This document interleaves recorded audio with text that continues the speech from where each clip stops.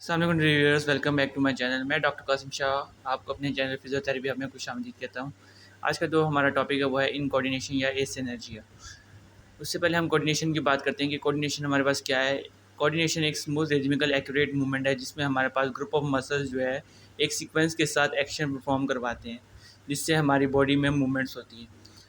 अगर इनमें डिस्टर्बेंस आ जाए तो इस वजह से हमारी बॉडी में इनकोऑर्डिनेशन या एसिनर्जिया की कंडीशन आ जाती है। तो इन सिंपल इनकोऑर्डिनेशन एक jerky inaccurate non purposeful movement को कहते हैं हम, जिसमें हमारे पास जो हमारे मसल्स के ग्रुप हैं वो प्रिसाइसली वर्क नहीं कर रहे होते। इसकी वजूहात क्या हैं? सबसे पहली तो इसकी वजह है फ्लैसिडिटी।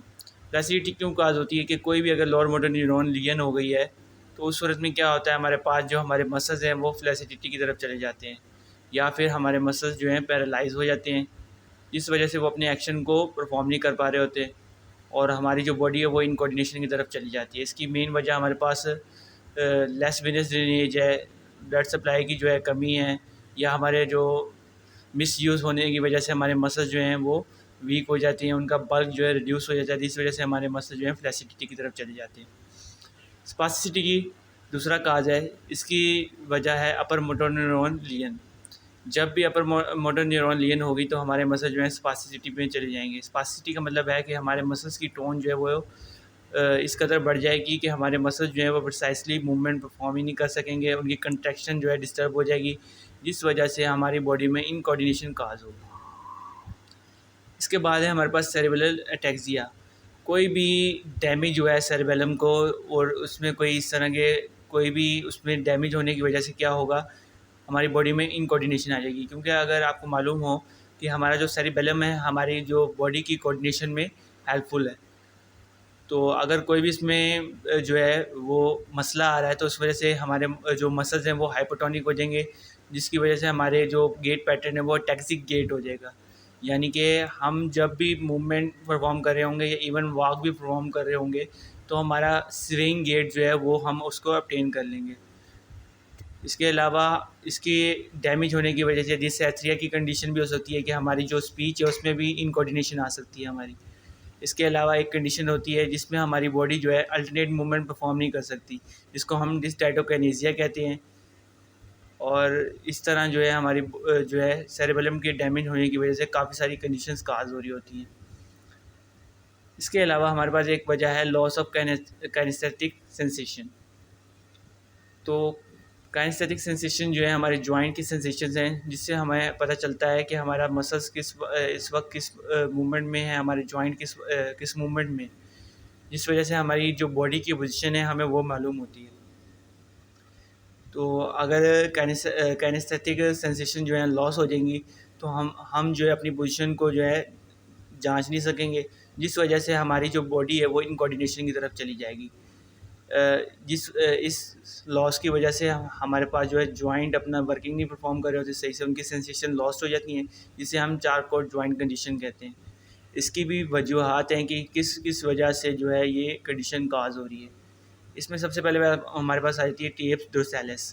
टेप डोर्सालिस को हम जो है सेंसियोटैक्सिक गेट डिजीज़ भी कहते हैं। इसमें हमारे पास क्या होता है कि हमारे पास ये posterior column of spinal cord के डैमेज की वजह से काज हो रही है, जिस वजह से हमारा बहुत सेंसरी पार्ट जो है लॉस हो जाता है, और हमारी जो सेंसेशंस हैं वो लॉस्ट होने की वजह से हमारी जो कोऑर्डिनेशन है वो डिस्टर्ब हो जाती है। इस सेंसियोटैक्सिक गेट में होता क्या है कि पेशेंट को ऐसा लगता है कि वो किसी कॉटन पे की जो है फर्श पे चल रहा है, उसको जो है वो सेंस नहीं हो रही होती कोई भी इस तरह की कि फ़र्श आपका किस तरह का है। तो जब भी वो अपने पैर उठाता है वो हवा में इस तरह वो उसके पैर इस तरह लहराते हैं कि जैसे हम कोई मून पे वॉक कर रहे हो। तो जैसे ही वो जब ज़मीन पे रखने लगता है तो वो फोर्सिबली जो है ना अपने फुट को प्लेस करता है फ्लोर पे। तो ये कंडीशन होती है। इसकी भी बहुत सी वजह हैं कि हमारे बहुत से जो मसल्स हैं वो डिस्टर्ब होते हैं, और हमारी जो इस कंडीशन की वजह से और भी बहुत सी सेंसेस जो हैं वो भी लॉस होने शुरू हो जाती हैं, और भी बहुत सी कंडीशन होती है जिसमें हमारे पास पिटोसिस है, हमारे आई के मसल्स जो हैं वो डिस्टर्ब होते हैं, बाउल और ब्लैडर प्रॉब्लम्स होना शुरू हो जाती हैं। इसके बाद नेक्स्ट डिजीज़ है हमारे पास सिंगोमाइलिया। सिंगोमेलिया जो है हमारे पास जो हमारा सेंटर कैविटी है स्पाइनल कॉर्ड की, उसकी अनडेवलपमेंट की वजह से होती है। अब उसकी डेवलपमेंट ठीक नहीं हुई तो जिस वजह से हमारा स्पाइनल कॉर्ड की फंक्शनिंग जो है प्रॉपर नहीं होगी और हमारी जो सेंसेस हैं वो लॉस होना शुरू हो जाएंगी। मेनली ये जो है सर्वाइकल रीजन पर एक्सटेंड करती है और ब्रेन स्टेम के लेवल तक जो है हमारे डिस्टर्बेंस काज कर रही होती है। और हमारा जो ब्रेन स्टेम है हमारी मूवमेंट को जो है प्रिसाइज करने में हमारे लिए हेल्पफुल है। जाहिर सी बात है, जब ब्रेन स्टेम डिस्टर्ब होगा तो ऑटोमेटिकली हमारी जो मूवमेंट है वो भी डिस्टर्ब हो जाएगी, हमारी सेंसेस, हमारी मोटर एक्टिविटीज़ वो भी डिस्टर्ब होंगी। मोस्टली जो है स्मॉल मसल्स जो हैं हैंड के और लोअर लिम्ब के वो इन्वॉल्व होते हैं जो कि स्पास्टिसिटी की तरफ चले जाते हैं। या फिर हमारे पास निस्टिगमिस की कंडीशन और वर्टिगो हॉर्नर सिंड्रोम कंडीशंस भी जो हैं डेवलप हो जाती हैं इसके डेवलप होने की वजह से इस डिजीज़ के। मोस्टली जो है हमारे पास जो हमारी फिफ्थ नर्व जिसे क्रेनियल नर्व जो कि ट्राइजेमिनल नर्व है उसके इन्वॉल्व होने की वजह से होती है। लिप्रोसी जो है हमारे पास एक बैक्टीरिया है जिसको हम माइकोबैक्टीरियम लिप्रोआई कहते हैं। ये जो है हमारे पास हाइपर पिगमेंटेड मसल्स की कंडीशंस काज करता है। ये भी दो तरह की होती है, ट्रिप्रोकुलाइड और लिप्रोमेटस। इसमें क्या होता है, हमारे जो स्किन है हमारे फेस के ऊपर वो थिक हो जाती है, आईब्रो और लैशेस जो है हमारी स्कैंटी हो जाती हैं यानी कि छोटी हो जाती हैं, एयर लॉब जो है हमारे इलाज होते हैं, इन्फ्लेमेशन काज होती है, नज़ल कार्टिलेज जो है हमारा वो डिस्ट्रॉय हो जाता है। तो ये सारी कंडीशंस आना शुरू हो जाती हैं। इसमें मेन वजह लेप्रोसी जो है वो जो इफ़ेक्ट करती है वो है हमारी पेरिफेरल नर्व्स को। पेरिफेरल नर्व्स में हमारे पास इन्फ्लेमेशन हो जाती है जिस वजह से हमारे सेंसरी और मोटर लॉस होना शुरू हो जाता है। तो जिस वजह से हमारी जो है मूवमेंट जो है वो प्रिसाइज परफॉर्म नहीं हो रही होती। मेनली जो है हमारे पास ये अल्नर नर्व और पेरोनियल नर्व को इफेक्ट कर रही है। अल्नर नर्व के इफेक्ट होने की वजह से हमारी जो हैंड की कंडीशन है वो क्लॉ हैंड डिफॉर्मिटी हो जाती है और पेरोनियल नर्व की डैमेज होने की वजह से हमारे पास फुट ड्रॉप हो जाता है।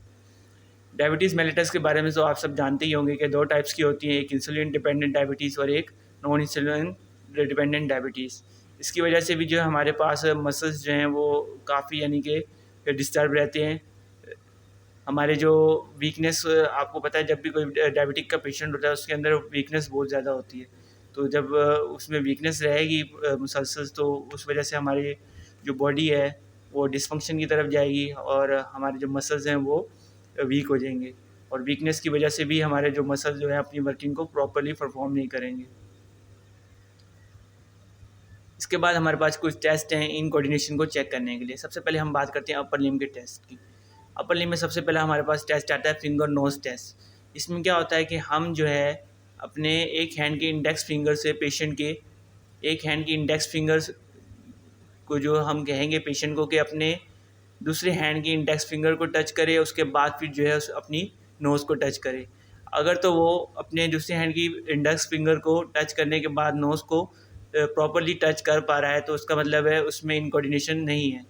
लेकिन अगर जो हमारे पास इनकोऑर्डिनेशन का मरीज़ होगा ना, वो जो है अपनी नोज़ को प्रॉपर्ली टच नहीं कर पाएगा, उसकी फिंगर जो है वो स्वे करती रहेगी। अब नेक्स्ट है हमारे पास फिंगर टू फिंगर टेस्ट। इसमें क्या होगा कि हमारे शोल्डर जो है अबडक्ट करेंगे हम 90 डिग्री तक, एल्बो हमारी एक्सटेंशन में होगी और हम पेशेंट से कहेंगे जो हमारे अपनी दोनों इंडेक्स फिंगर को जो है मिड लाइन की तरफ लेकर आए। अगर तो वो उस को ले आता है तो उसका मतलब वो इनकोऑर्डिनेशन उसमें काज नहीं है। लेकिन अगर उसमें सेरेब्रल डैमेज है, कोई भी डिजीज़ है सेरेब्रल, तो उस वजह से क्या होगा कि जब भी वो अपनी फिंगर्स को लेके आएगा एक मिड लाइन की तरफ, तो उसमें ऑसिलेटरी मूवमेंट परफॉर्म होना शुरू हो जाएगी उसके हैंड्स में। इसके अलावा हमारे पास है रैपिड अल्टरनेटिंग मूवमेंट के ज़रिए भी हम चेक करते हैं कि हम पेशेंट से कहते हैं कि प्रोनेशन सुपिनेशन करें अल्टरनेटिवली रिपीटली। तो क्या होता है कि वो मूवमेंट परफॉर्म करता है, लेकिन एक वक्त ऐसा आता है कि वो जो है ना अपनी उसको समझ नहीं आ रही होती, वो रिकग्नाइज़ नहीं कर पा रहा था कि वो कौन सी मूवमेंट परफॉर्म कर रहा है। तो ये भी एक साइन है जिसे हम डिस्साइटोकिनेसिया कहते हैं और ये भी सेरेब्रल एक डिजीज़ की वजह से कॉज हो रहा है। इसके बाद लोअर लिम्ब के टेस्ट हैं, उसमें हमारे पास सबसे पहले आता है फिंगर टू टो टेस्ट।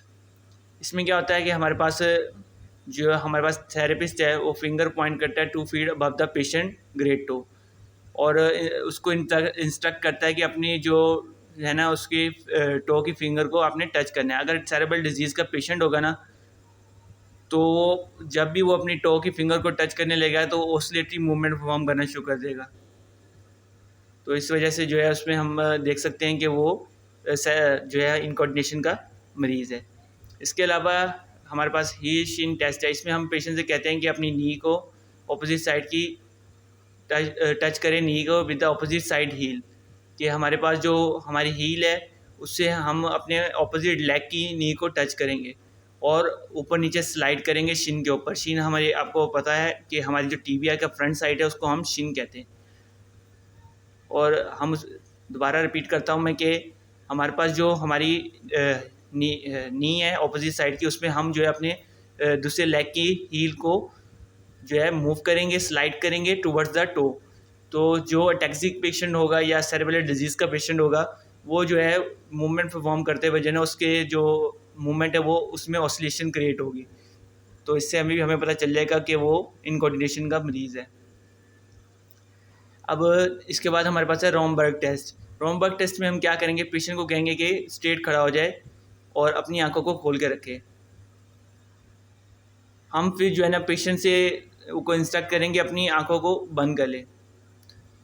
जैसे ही वो अपनी आंखों को फ़ौरन बंद करेगा ना, उसके जो बॉडी है वो स्वे करना शुरू कर देगी और हो सकता है इवन कि वो फाल भी कर जाए। तो इससे भी हमें पता चल जाएगा कि वो एक जो है हमारे पास सेरेब्रल डिजीज़ का पेशेंट है, उसमें इनकोऑर्डिनेशन काज हुई हुई है और इस तरह फिर हमने उसको ट्रीट करना है। अब बात करते हैं कि हमने जो है अपनी इनकोऑर्डिनेटरी मूवमेंट्स को किस तरह करेक्ट करना है और किस तरह ट्रीट करना है। सबसे पहले बात करते हैं कि हमने फ्लैसिडिटी को किस तरह जो है ओवरकम करना है। तो इसमें हमारे पास जो है फ्लैसिडिटी में हमारे मसल्स में वीकनेस हो जाती है, मस्कुलर पैरालिसिस हो जाती है। तो हम जो है मसल पावर ग्रेडिंग के ज़रिए जो है ना इसको टेस्ट करेंगे और फिर हम देखेंगे हमारा मसल जो है कितनी वीकनेस की तरफ गया है। तो उस हिसाब से हम उसमें फिर स्ट्रेंथनिंग और इंड्योरेंस एक्सरसाइजेस जो है प्लान देंगे उसको, और जो है स्ट्रेंथनिंग और इंड्योरेंस एक्सरसाइजेस परफॉर्म करवाएंगे, जिससे हमारे मसल्स में जो है वीकनेस जो आई हुई है वो ख़त्म हो जाए और हमारे मसल्स की जो नॉर्मल टोन है वो मेंटेन हो जाए। स्पास्टिसिटी की बात करें तो इसमें हमारे पास हमने अपने मसल्स की टोन को कम करना है और हमारे मसल्स को रिलैक्स करना है। तो इसमें हम जो है सॉफ्ट टिश्यू स्ट्रेंथनिंग को यूज़ करते हैं, या हमारे पास PNF टेक्निक्स होती हैं जिसको हम कॉन्ट्रैक्ट रिलैक्सेशन टेक्निक्स भी कहते हैं, वो यूज़ करेंगे हम। या इसके अलावा हमारे पास होती हैं स्पास्टिसिटी रिलीविंग टेक्निक्स होती हैं, या इसके अलावा हम जो है मसल्स रिलैक्सेशन टेक्निक्स भी यूज़ कर सकते हैं कि हमने जो है अपने मसल्स को कम्प्लीटली रिलैक्स करवाना है और उसको इस तरह का प्लान देना है कि उसमें जो अपने मसल्स को जो है वो ज़्यादा वर्किंग में ना रखे और रेगुलर एक्टिविटीज़ को भी मेंटेन रखे, लेकिन अपने मसल्स को जो है ओवर एक्टिव की तरफ ना लेके जाए। तो इस तरह हम जो है उसकी स्पास्टिसिटी को ख़त्म करेंगे। इसके अलावा जो हमारे पास काइनेटिक सेंसेशन का लॉस हो रहा है उसको हमने किस तरह ओवरकम करना है। उसमें हमारे पास हमें बताया कि हमारी प्रोप्रियोसेप्टिव एक्टिविटीज़ जो हैं या सेंसेशन जो हैं वो लॉस्ट हो जाती हैं। तो हमारे पास जो है पेशेंट जो है स्पेस वॉकिंग करने लग जाता है। स्पेस वॉकिंग करने की वजह से उसको जो है उसमें इनकोऑर्डिनेशन काज हो रही है। तो हमने उसको किस तरह ओवरकम करना है कि हमने कोई भी उसको अदर पाथ को यूज़ करते हुए जो है ना, यानी कि हमारे किसी और जो है ब्रेन सेगमेंट की एक्टिविटीज़ को बढ़ाकर उसको यूज़ करते हुए हमने जो है ना उसमें अपने गेट को बेहतर करना है। उसमें हम जो है फ्रैंकल एक्सरसाइजेस का भी यूज़ कर सकते हैं और हमारी जॉइंट की प्रॉपर ट्रेनिंग और री एजुकेशन के ज़रिए भी हम जो है उसको ट्रीट कर सकते हैं। इसके बाद सेरेब्रल अटैक्सिया के पेशेंट जो है उसमें हमारे पास हमने उसकी स्टेबिलिटी और बैलेंस को मेंटेन करना है। तो हमें पता है कि अटैक्सिक पेशेंट जो है हमारे पास वो स्वे गेट के साथ आता है हमारे पास। तो हमने उसको इस तरह की उसके एक्सरसाइज प्लान देने हैं और उसको इस तरह हमने उसकी इम्प्रूवमेंट करवानी है कि वो अपने जो है बैलेंस को और अपनी जो बॉडी की स्टेबिलिटी है उसको मेंटेन कर सके। तो इसमें हमारे पास कई फ्रैंकल एक्सरसाइज भी यूज़ होती है। इसके अलावा हम PNF टेक्निक्स भी यूज़ करते हैं, एंड्योरेंस और स्ट्रेंथनिंग एक्सरसाइज भी जो है वो सजेस्ट करते हैं। तो इस तरह जो है वो काफ़ी हद तक जो हमारा पेशेंट जो है वो नॉर्मल लाइफ की तरफ आना शुरू हो जाता है।